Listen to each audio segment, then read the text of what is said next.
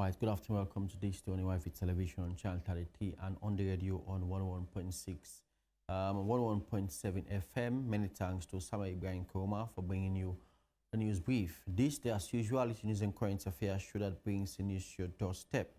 And we also continue the celebration of the International Women's Day.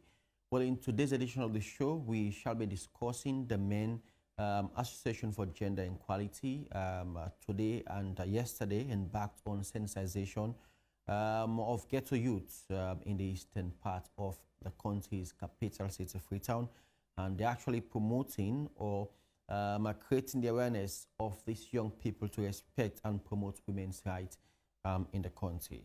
Well, in the studio to talk more about this, I have been joined by Tamba Mackieu. He is the Executive Director for the Men Association for Gender Equality. Good afternoon. Welcome to the show, sir. Yeah, good afternoon. And I also have with me here Andy Monde, and he's Executive Director for Research Institute for Community Development, and is here to talk about their training on data collection and analysis and security that will be held tomorrow and next tomorrow as well. Good afternoon. Welcome to the show. Here. Good afternoon. Thanks for coming. You're always welcome. So let me start off with you, Mr. Tamba.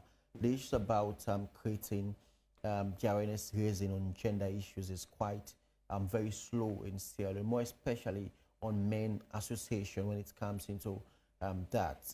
Your organization took upon yourself in creating the awareness, more especially as we still commemorate the International Day to Ghetto Guys who you believe that can change that perception when it comes into promoting and respecting women's rights in Sierra Leone. Why is that? Yeah, thanks so much for having me. I think it's very important we underscore the fact that it is very important we take note of what has been doing.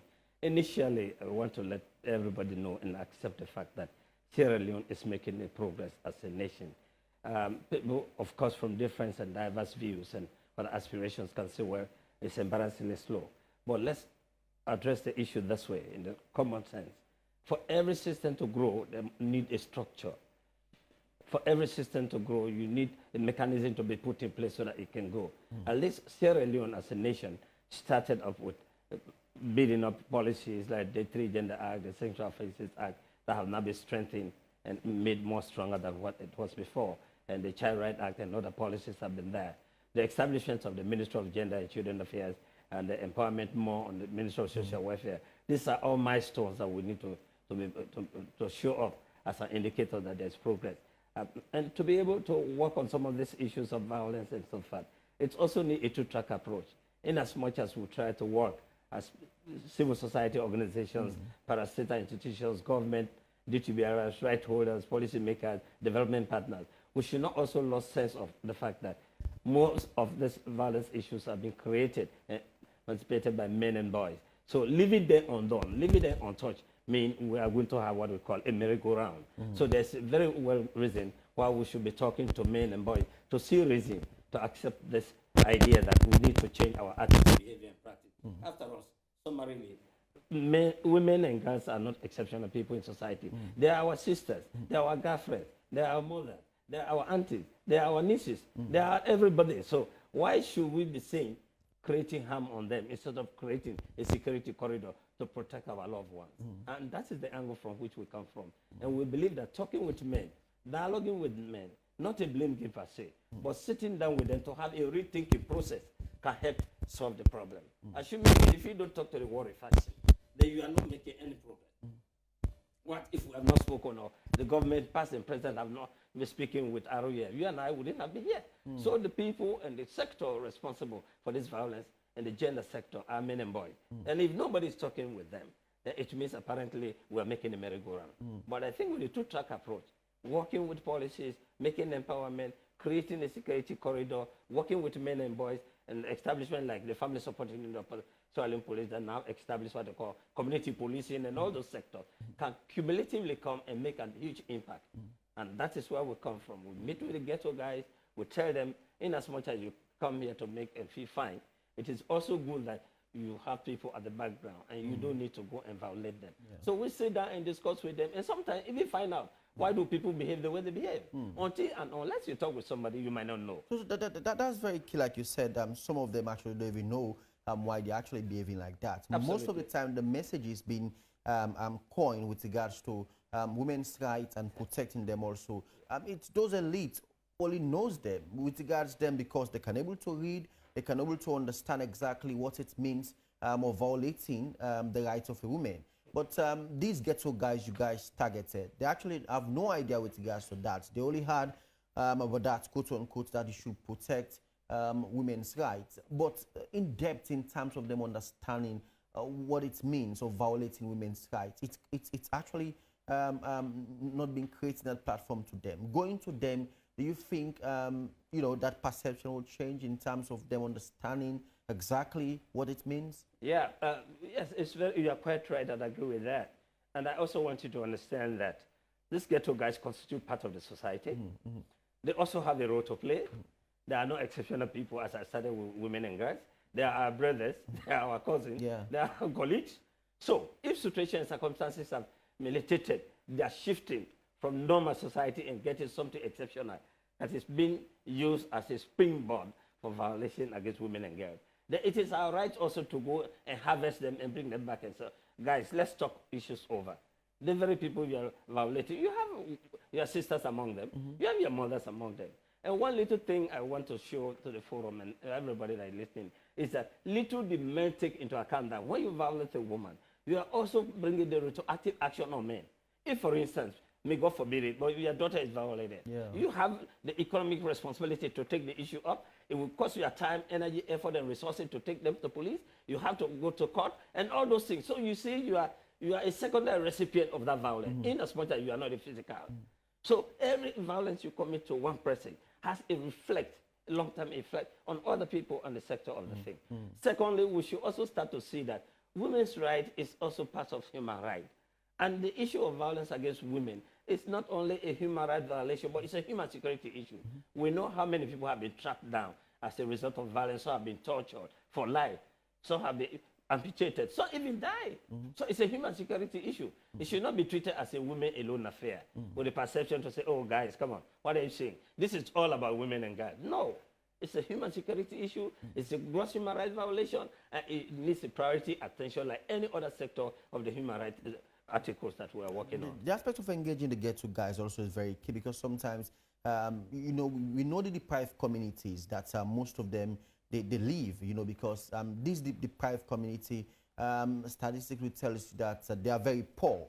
And some of these parents who reside, in these deprived communities, they have no money. And sometimes the children, the child they grow up, it's quite good. But in some cases, these ghetto guys believe that they could just take the advantage of them because they are very poor. And if the parents actually wanted to report them, quote unquote, they will say, I go harm the parents because he just feels, say, he get the power for do that. So how can we change that in this deprived community for people to respect the rights of women?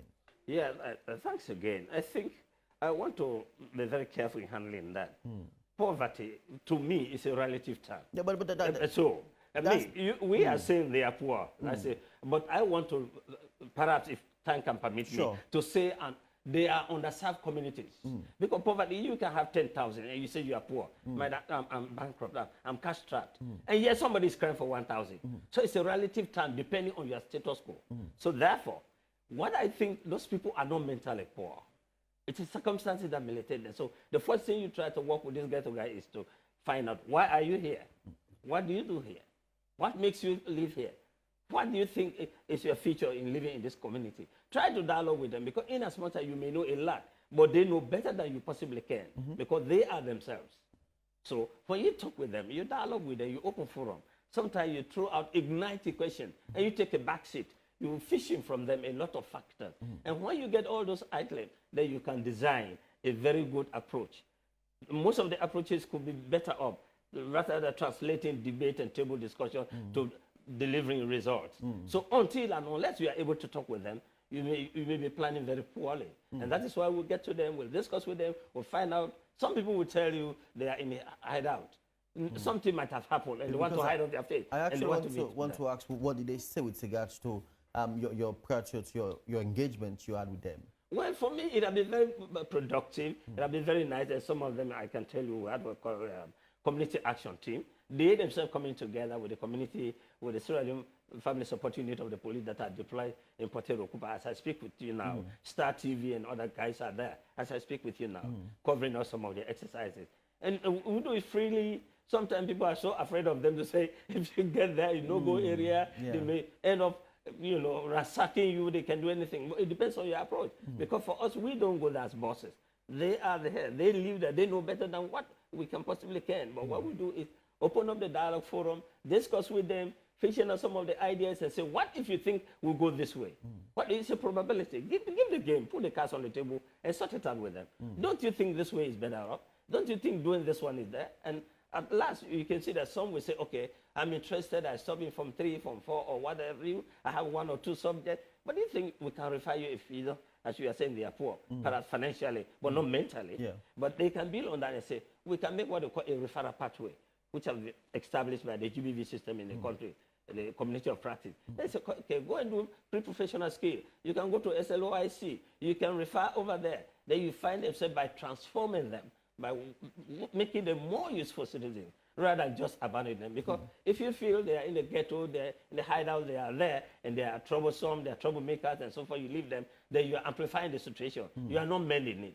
And what we want to do is to make a two-track approach and have them, bring with them, work with them, so that we can transform them back into society to become useful citizens. Otherwise, birds fly better with 2 wings. So that we cannot only concentrate on those that are outside. They are also Sierra Leoneans. They deserve every right to be given the time and opportunity to express their view and work on those views and see how you can translate them to real success stories that can make impact in their life. Before coming to here, like you said, transformation is very key into the mindset of these guys. Sometimes after they have been transformed, and going back to this community is also a challenge, because the perception of the people who lives in these communities just believe that these are bad guys. We should not allow them to come to our community. So even though they have been transformed, it's also a challenge. So how can we engage them, the ghetto boys, after they have transformed, and going back to the community is also a challenge. So how can community people believe in them that, yes, you guys have been transformed? Absolutely, in the area of GBV prevention and response mechanism,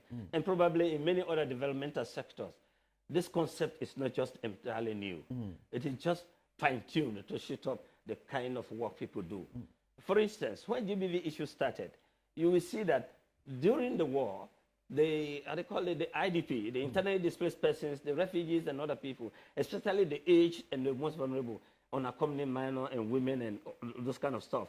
The international development partner, including UNHCR and other partners, concentrated on them and provided a lot of support.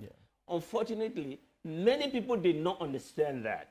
So what did they say? For us in Sierra Leone and perhaps in Sub-Saharan Africa, everywhere you talk about GBV, they felt it's a women alone affair, because they are practically seeing that people were cared more for the women.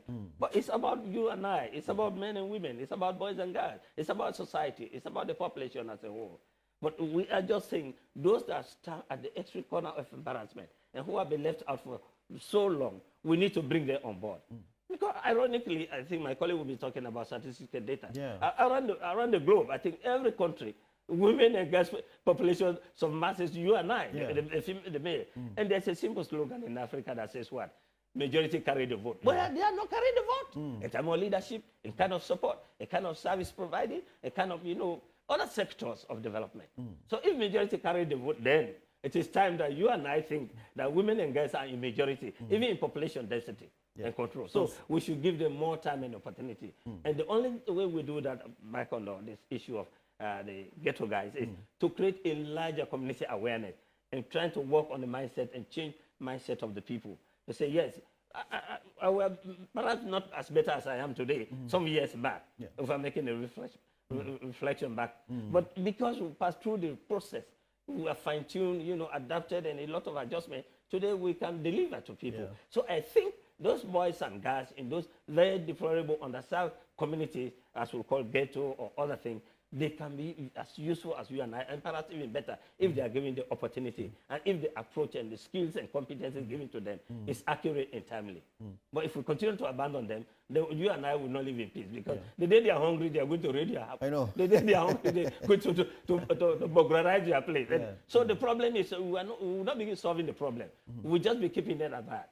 And we want to make sure that everybody have the right and opportunity to live free out of every fear of violence, especially women and guys in a post-conflict Sierra Leone society. I'll come back to you, Mr. Tamba, and he's the executive director for the Men Association for Gender Equality as well. So let me come. Prompted Mr. Tamba and his organization to go to these Ghetto Guys. So what are the other moves? And I believe the organization, is getting to. One of the things why it inspired me to laugh at it because the issue is intertwined, and you need to do that. That is also very important that if you're talking about, let's say, as assumption, say Freetown has a population of 2 million. How many people are living in real situation estates? How many of this 2 million population that are living in underserved communities, what we call slums? Then you start to work on those analyses, as you were rightly saying. Then from there, you can also take a step forward, say, okay, long before the war, what was the violation record? Do we have to get any information on that? After the war, what are the kind of investment in Sierra Leone that is necessary in this? Even though it cannot be used as a measuring cylinder or a yardstick for violence, but it intrigues the whole system. How many of these bars and kiosks and Indian shops that are just producing alcohol and other things, do they have any other thing to produce for Sierra Leone young people except hard liquor? I mean, these are all information that we need to take around. It should not just be one-sided. So this is some of the things we look at, and we'll start to say, yes, we can work with these Ghetto Guys. We can try, as you rightly said with my colleague, we'll look around the circumstances and say, what is necessitating this? Why things are happening the way they're happening? Now we can try to find out our outlet and say, okay, this is a contributing factor. This is a contributing factor.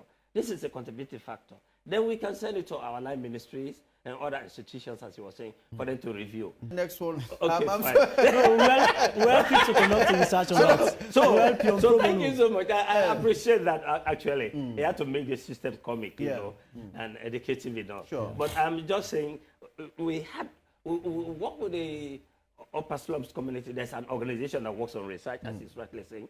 We look at the population density. We saw the component of people living in this underserved community, like CKG, like Mwa, like how they call it, Dwazak, like Poti Rukupa, like Kaneke, and all the rest of it. I said, well, this also constitutes a reasonable number, a handy number of Sierra Leonean population, and yet nobody is speaking with them. Very little, if any, is done. So what if this population continues to grow as time and event and circumstances necessitate, and yet situation go out of hand? So the best thing we can do now is get to start with them. In as much as we're working with other communities in other areas, we need to talk to them. We need to start to see a reason. Most of the time when things happen, that evidence is that as soon as it happens, somebody run away and he gets into the slums and other those communities and he's lost. And that's it. And that's it. Yeah, because nobody was speaking to them. But now if these guys are worked with and you have an opinion and they share with you and you have your community action team and the wider community that are aware, I don't think they will be able to control anything. And as I speak now, we will do a lot of court monitoring with the magistrate court at Paneba Road Prison and Clayton and Ross Road and others. And a whole lot of people give us support from Kaneke and other areas. Community people, yes. So they apprehend, they take up, I think, police barracks and other areas around there can attest. And that gives one of the reasons why you have the police depot now, a police post at a Poti Rukupa. So those things came out of necessity. Those things came out of necessity. So in short, we are saying this is Sierra Leone. And Sierra Leone encompasses everything and everybody. So leaving one sector out is going to actually affect us either now or in the distant future. So we need to have a global, we have to evaluate the entire situation and see who can do what. How can we bring them into the fold? How can we work together? How can we transform the image of this issue of violence against women? How can we be seen as people violating their own mothers and aunties and other people? Don't you think we have to create a better security corridor? Don't you think we can do better things? Don't you think that people need to protect their own wives and mothers and girlfriends and sisters? So until and unless you die, and there are people when you discuss with them, as I was saying, we are chatting and making fun out of it. Well, it's very important. He will tell you, actually, as you started, when this session started, we started bringing out. Some will say, I didn't, little did I really know that I was doing something that it had an impact on myself too. Little did I know. It's also like working with people. Like the other time when we had the workshop, we had people from prisons, we had people from that, and they said, go back to these guys, start talking to them, start to change their mindset. Let me tell you one of the issues, because perhaps the government, past and present, had a lot in their hands. So when the war ended, people were physically disarmed. They took all the arms from them for whatever exchange and so forth. Some were fortunate enough to be sent to the pre-professional skill training, 3 months, 6 months, what they call NCDDR and other sectors. But they were not mentally disarmed. Meaning, if they can lay hands on even a kitchen knife, they transform it to a weapon because they have the skills and competence. So physical disarmament, as you were saying, is one. Mental disarmament is another. Changing the mindset of men about women and guys is very important. Knowing that they are important, knowing that they cannot live on planet Earth in Sierra Leone without these people, and their viable contribution to the society. These people have a lot of potential, there are a lot of viable women, and things are changing globally. For instance, a couple of months ago, we had Dr. Ngozi Koji, who has now been made at WTO, World Trade Organization, the first woman ever in the history of the United Nations, and the first black African woman. She's so lucky to be an African woman and to be the first woman ever in the history of WTO. So we think things can change. The only thing I want to say, and I keep saying it, is that it had to be a process. Because some donor partners, some media houses believe in over-ambitious pushing. Things that have happened for years, you cannot change it overnight. Now, thank God, we have the policies are in place. Most of the policies are in place. The structures, the family support unit of the Sierra Leone police. The Sierra Leone police is also making a, how they call it, police partnership board with the local community. So people are getting more involved. We are also there. The Minister of Gender is giving up a lot of things. Interestingly, too, last year, His Excellency, the President, launched the first ever male involvement strategy for Sierra Leone government, for us as partners in development, NGO, parastatal institutions, civil society, and everybody to start implementing it at your own level to ensure that this message is cut across. So the structures are there, but it also requires time. It takes time because to make a change in the mindset of people, it's not as easy as people actually think. It has a long way. You know what it means? For your child to go to school, and irrespective of whatever you have, when you said this is wrong, you say, no, my teacher told me this.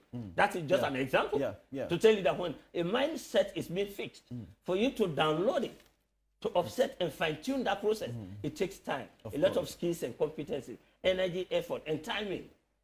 And that is why we are always appreciative that, okay, policies are there, Sexual Offences Act is being reinforced and make more formidable. The affirmative action plan is almost on the way to be presented to Parliament by His Excellency for review and debate. A whole lot of other good things that we can use as tools. Before this time, there was no law, for example. Even on the issue of bringing up the increase in the GBV as we started the discussion. Yes, but we have to be very mindful in watching out those data. Before now, there were no policy, there was no referral pathway, there was no area of discussion like what you guys are doing, which is very productive. People didn't have this. So when those GBV issues happened, there was nowhere to go. There was no family support unit of the Sierra Leone police. It came into being very recently. Now, there was no, how they call it, the community policing was not there. Police partnership board with local people were not there. All those things were not there. If they were there, perhaps they were not as effective as they are now. So people had nowhere to report. But because of the wider sensitization by the line ministry, by the civil society, by other partners and everybody, including the media houses, now people are bold enough to bring a backlog of things that have happened to report. So ironically, you see the statistics rising up. But most of these things have a feedback. They have a spillover effect because it comes from the back, coupled with the current one, and automatically you see the figures rising up, skyrocketing.